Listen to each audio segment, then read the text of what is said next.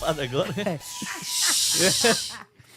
Bom dia pra você, bom dia, Alexandre, dia. Daniel e todo mundo Bom que nos dia. acompanha no Jogada Primeiro Tempo. Falei, Gata Show, e ele não gostou muito do que a gente questionou, não, mas a gente, quanto imprensa, vai seguir questionando, fazendo as perguntas que o torcedor quer ouvir, porque, afinal, é para o torcedor que o Fortaleza deve uma satisfação, de fato, sobre esse mau momento. A equipe empatou com o Iguatu em 1-1, mas, de fato, não teve um futebol bem apresentado. Com um atleta a mais, não conseguiu reverter a situação. E ainda tem um detalhe importante, Gata Show. É a segunda partida que o Fortaleza só marca gol porque tem uma cobrança de pênalti. Contra o Maracanã, venceu a equipe porque o Barreiro reverteu um pênalti favorável para o Fortaleza, assim também como foi no jogo contra a equipe do Iguatu. E aí isso mostra, de fato, uma falta de ofensividade na equipe do Fortaleza.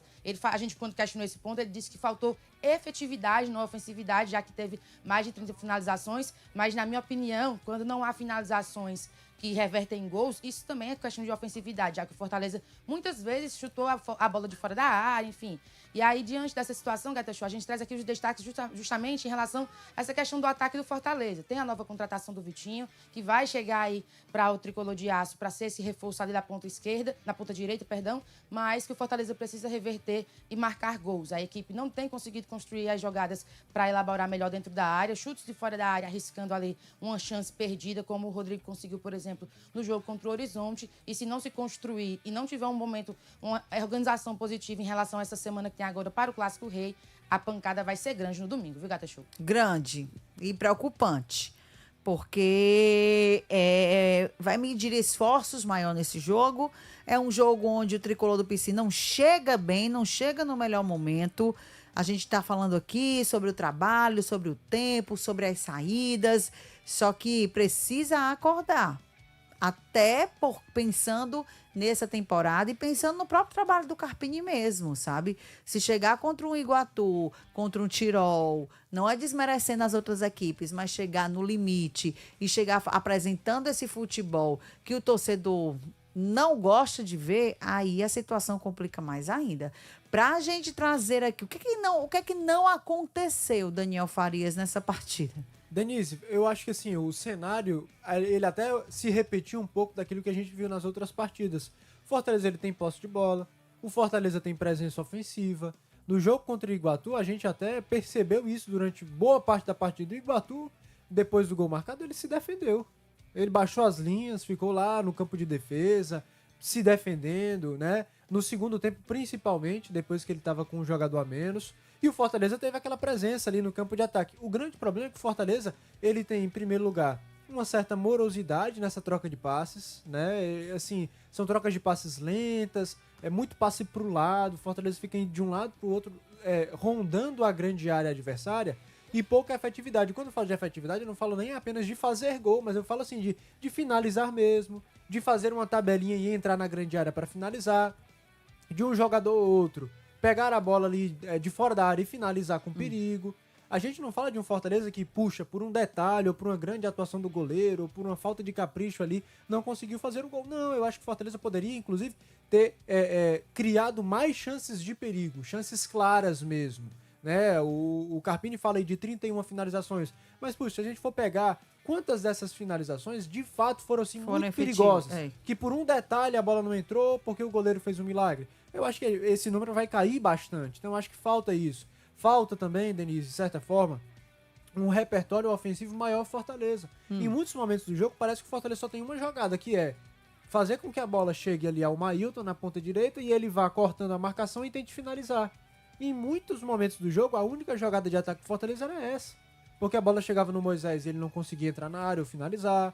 O Barreiro ficava, de certa forma, isolado lá na frente, né, sem receber a bola. O Pochettino estava muito apagado no jogo. Acho até que o Pochettino fez bons jogos nesse início de ano, mas na partida contra o Iguatu, no sábado, não foi bem, estava bem apagado, sobretudo no primeiro tempo. As mudanças que acontecem no Fortaleza, eu também acho que não melhoram o time. Eu acho que esse é um ponto de preocupação também, porque entra o Kaique, entra o Luca Prior, entra o próprio Rian, e no que eles agregam? Não agregaram em nada, pelo menos nesse jogo contra o Iguatu. Então eu acho que falta isso ao Fortaleza. Falta essa efetividade, você criar chances com mais consistência, e falta repertório ofensivo ao Fortaleza. Deixar de ser um time de uma jogada só, que é procurar o Mailton para ver se ele vai conseguir fazer uma boa finalização. precisa ter repertório, precisa ter construção de jogadas. Eu bato na tecla que bati na semana passada. Sou defensor de que o Fortaleza tire um dos volantes e coloque um meia, né? Tudo bem, o Luca Priol não pode estar fazendo uma grande temporada, mas ter a presença de um meia um pouco mais ofensivo e um pouco mais criativo, acho que vai ser importante. No que o Rodrigo agregou ao time do Fortaleza no jogo contra o Iguatu? Nada. Ele deixou o campo, eu acho que com umas 2 chances perdidas, porque logo no começo do jogo ele recebe um ótimo lançamento e ele demora demais para finalizar, não consegue fazer o gol do Fortaleza. Aí logo em seguida o Fortaleza leva um gol. Então por que você está insistindo nesse esquema com 3 volantes, podendo colocar mais um meia, já que o seu problema está sendo justamente esse, né? Uma criação ofensiva um pouco mais caprichada, um pouco mais rebuscada. Acho que aí entra também um pouco da responsabilidade do Carpini. Se ele tá vendo que esse esquema tá trazendo alguma espécie de dificuldade ofensiva ao Fortaleza, tira os 3 volantes. Você tá jogando com 3 zagueiros e 3 volantes. Eu entendo que isso também, Denise, é por conta da ausência de peças. Mas você jogar com 3 volantes tendo meias no seu banco, ou pelo menos um meia, que é o Luca Priol, eu não sei se eu consigo concordar com isso. Poderia apostar, né? Exato, eu acho que vale a tentativa, vale a experiência, já que é o momento de você fazer essas experiências. E se você tá vendo que o seu time não tá rendendo o esperado, você tem que mudar, você tem que tentar outra coisa. As opções são poucas, mas existem algumas opções ainda pro Carpini fazer essas variações. Pra ele não, viu? Pra ele quem? O Carpini. A avaliação dele é que não. Não, pra ele tá tudo certo. Não tá tudo certo. Pro Carpini, esse é o único modelo de jogo do Fortaleza. E não pode mudar não, amigo? Não, porque ele não tem peças pra mudar. Ele falou na coletiva. Como é que eu vou jogar no 4-3-3 se eu não tenho um ponta pela direita? Como é que eu vou jogar no 4-4-2 se eu não tenho um lateral? Então eu preciso botar um ala pela esquerda e só o Crispim faz isso. O Mailton faz a opção de ala pela direita e pronto, é o que eu tenho para fazer. Essa é a única forma, ou a melhor forma que eu tenho de escalar o Fortaleza. Foi isso que ele pontuou, né? Então, na avaliação dele, Denise, o trabalho dele está sendo muito prejudicado pela falta de jogadores. E aí é o que ele pensa, né? O técnico do Fortaleza. Só para falar um parênteses sobre o Iguatu, Denise, muito interessante, né?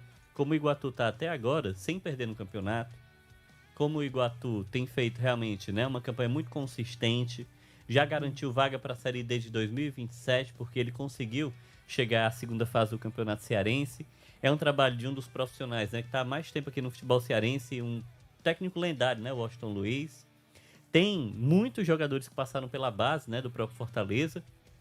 O Diguinho, que cometeu o pênalti e também fez o gol do Iguatu no jogo, atuou na base do Fortaleza, um jovem atleta, né? Errou, não tomou a melhor decisão, é verdade. Foi de herói a vilão dentro de 90 minutos. Mas é um profissional que está se inserindo ali no mercado e tudo mais, jovem. Teve até uma passagem pela base do Palmeiras também.